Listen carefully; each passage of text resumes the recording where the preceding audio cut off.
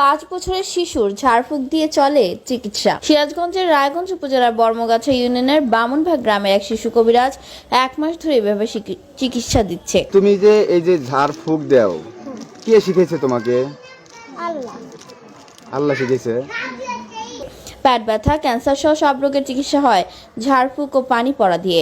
আর এরকমই চিকিৎসা সেবা দিচ্ছেন 5 বছর বয়সী শিশু সাদ্দাম হোসেন।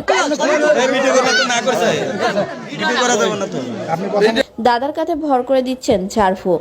সরজমিনে গিয়ে দেখা যায় রায়গঞ্জ উপজেলার বর্মগাছা ইউনিয়নের বামুনভাগ গ্রামের মোহাম্মদ জালাল উদ্দিনের বাড়িতে। আর এই কবিরাজি করছে তার 5 বছরের এক ছেলে। যে কোনো রোগ সেরে যাচ্ছে কবিরাজের স্বজনদের এমন প্রচারে লোকজন জালাল উদ্দিন বাড়িতে ভিড় করেছেন।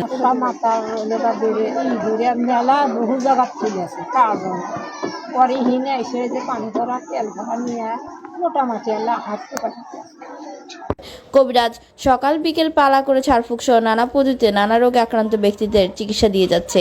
শিশু সাদ্দামের মায়ের কাছে জানতে চাইলে তিনি বলেন, এই 1-1.5 মাস আগে ওরকম ব্যথা ছিল। এই ব্যথাটা আমার পোলা চারা দিলে পারে আমার এই ব্যথাটা সেরে গেছে।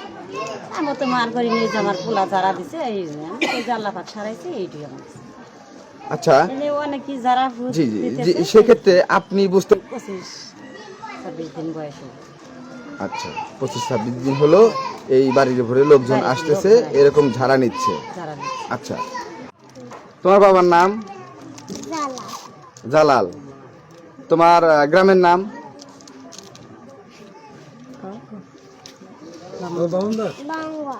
আচ্ছা, এই তুমি যে এই যে ঝাড়ফুঁক দাও, কে শিখেছে তোমাকে? আল্লাহ শিখেছে।